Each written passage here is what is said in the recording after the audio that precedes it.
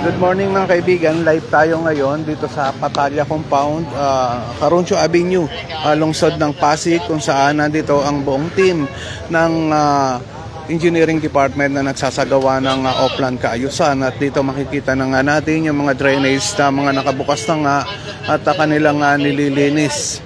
Ayan, at nandito rin ang buong team nitong sanitation inspection, disinfection. At naglalagay nga sila ng mga trap para sa mga daga, ano, at yun ito nga yun, nag-i-spray din sila ng para sa lamok, ano, para hindi nga pamugaran ng lamok itong lugar na ito.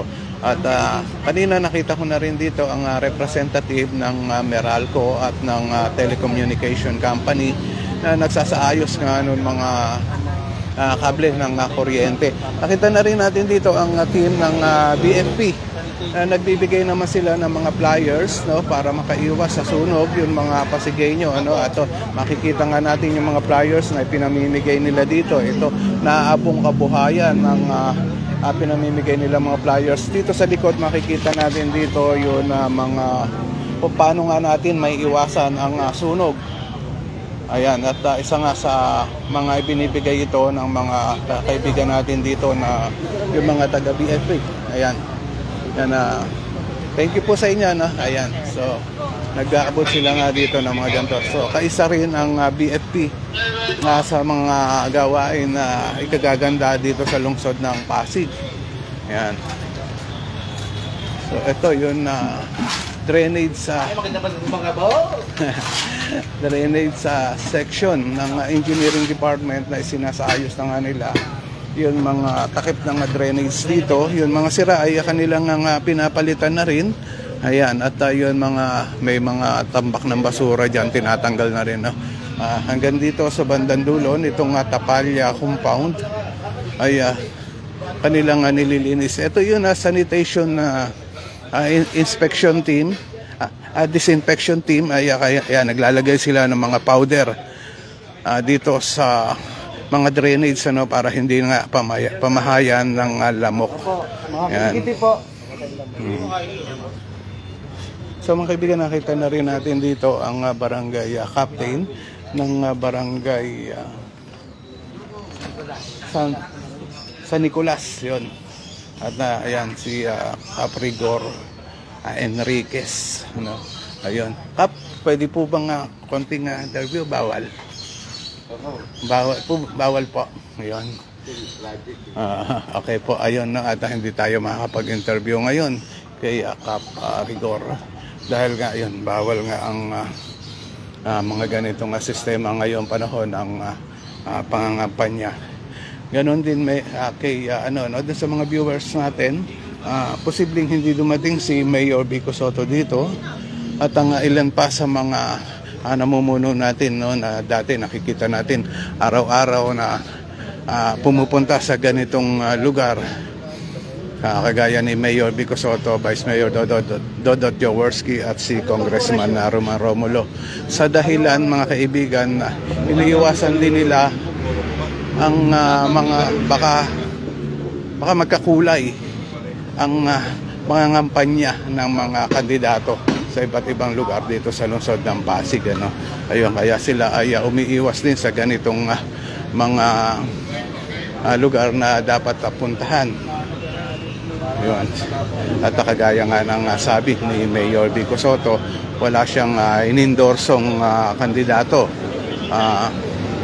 sa pagkakapitan, sa kagawad at sa mga SK. So wala siyang inindorsong mga kandidato, kaya iniwasan din nila na pumunta muna sa mga ganitong lugar. Pero sa pag natapos na itong mga ganitong pangangampanya, itong botohan ng barangay, ay muli silang makikita sa mga ganitong lugar para kausapin nga ang mga tao sa offline kaayusan, yung kagaya ng regular na ginagawa ni Mayor Vico Sotto. Dati ay araw-araw siyang pumupunta para makipag-ugnayan sa mga Pasigueño at alamin yun mga problema nila.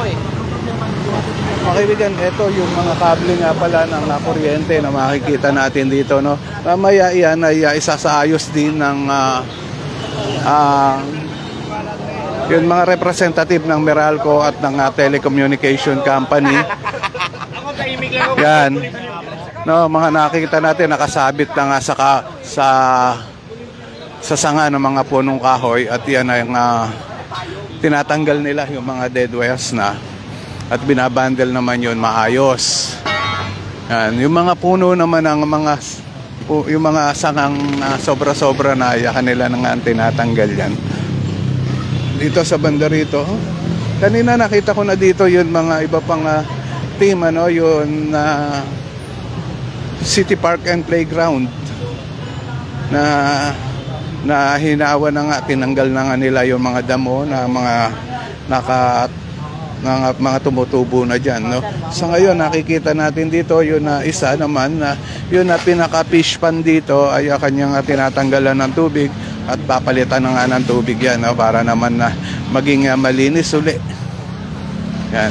So ito yun na park dito sa kahabaan ng Caruncio Avenue na ngayon nga ay nililinis na.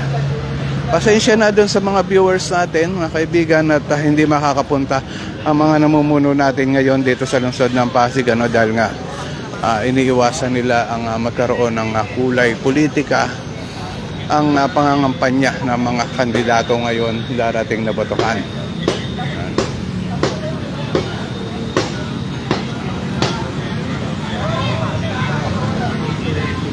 Ito nga natin dito, itong drainage ay kanilang binubuksan para tanggalan ng bara.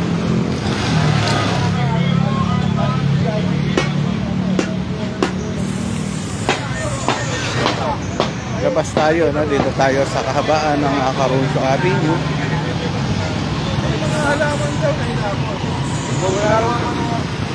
Habaan tayo ng Caruncio Avenue, makikita natin. Ito yung City Hall, no? Yan di kahabaan itong Caruncio Avenue na ito, mga kaibigan, ay isasaayos din, no?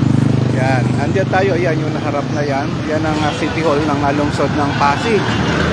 Nakikita natin yung center island na yan. Pipinturahan din yung pinakagilid niyan, tatanggalan ng dumi. Yan, kita natin nangingitim na nga, at marami ng mga putik. Tatanggalan yan ng putik. Mamaya ay babrushin yan ng mga taga-engineering department. So, ayan, andito tayo ngayon sa kahabaan ng Caruncio Avenue. Ito yung Immaculada. Ayan, yan ang Immaculada. Yan. Tapos yan, no?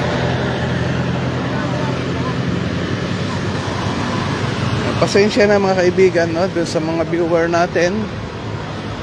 At hindi nga makakarating si Mayor Vico Soto, Vice Mayor Dodot Jaworski at si Congressman Romar Romulo. Iniiwasan nila na magkaroon ng kulay politika ang pangangampanya ng mga barangay officers natin. Hanggang dito na lang mga kaibigan, at maraming salamat sa lahat ng mga viewers natin dito sa Pasig News.